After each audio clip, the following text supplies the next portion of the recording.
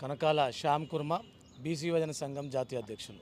ఈరోజు మా బీసీ సంక్షేమ సంఘం జాతీయ అధ్యక్షులు జాజుల శ్రీన్న గారి పిలుపు మేరకు బీసీ విద్యార్థులు అలాగే బలహీన వర్గాల విద్యార్థులు ఎంతమంది అరిగోసపడుతున్నారు.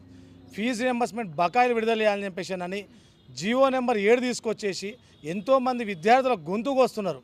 కనీసం మేము ఒకటే అడుగుతున్నాం సీఎం గారిని, మీరు నిజంగా కూడా పాలన వ్యవహరిస్తున్న 3 సంవత్సరాలు అవుతుంది దాదాపు. ఈ 3 సంవత్సరాలలో ఎంతమంది విద్యార్థుల తలరాతలు మార్చారని చెప్పేసి ఒకసారి ఆలోచన చేయండి. ఏమని అంటే నోరు తెరిస్తే చాలు, నాకు చదువు అంటే చాలా ఇష్టం, పిల్లల్ని చదివించాలని చెప్పని చాలా ఇష్టం, మంచి బళ్ళు కడతాను గుళ్ళు కడతానని చెప్పని మాట్లాడతారు. 27,000 స్కూళ్లను 4,000కు కుదిస్తున్నారు. మెల్లమెల్లగా ఇంజనీరింగ్ వ్యవస్థను కుప్పగూల్చేసారు.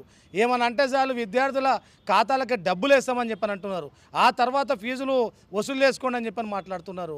మీరు కాంట్రాక్టర్లతో చేసినటువంటి చర్చల ఒక 5% ఫీజు రియంబర్స్మెంట్ బకాయిల గురించి చేసిర్రా అని చెప్పని అడుగుతున్నాం మేము. మీరు నిజంగా కూడా క్యాబినెట్ మీటింగ్లు పెట్టుకుంటున్నారు, ఎక్కడెక్కడో ఢిల్లీలో మీటింగ్లు పెడుతున్నారు.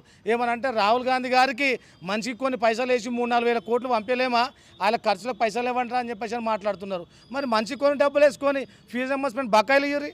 అలాగే పిల్లల విద్యార్థుల భవిష్యత్తు కాపాడండి. నిజంగా మీకు ఎందుకు ఆలోచన వస్తలేదు అంటే ఎస్సీ ఎస్టీ బీసీ విద్యార్థులు చదువుకోవద్దని చెప్పేసి మీకు కంకణం కట్టుకున్నారా అని అడుగుతున్నాం.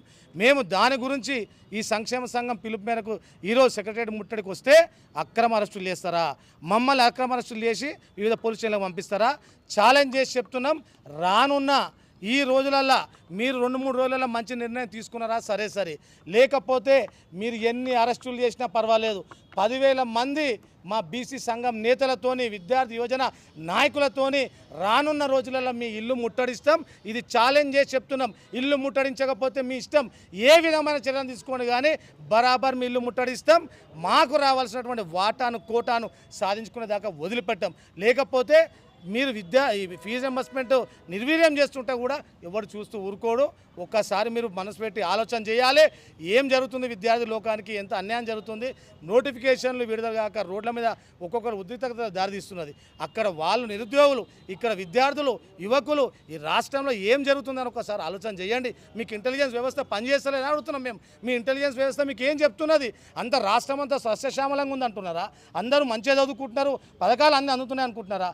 ఏదో 2 ఇండ్లు ఇందిరమ్మ ఇండ్లు 2 కరెంట్ బిల్లు ఇవ్వగానే అయిపోయింది అనుకుంటున్నారా? ఒక్కసారి పునరాలోచన చేయాలి. క్యాబినెట్లో మంచి నిర్ణయం తీసుకొని విద్యార్థి లోకానికి మంచి నిర్ణయం చెప్పాలని చెప్పేసి కోరుతున్నాం.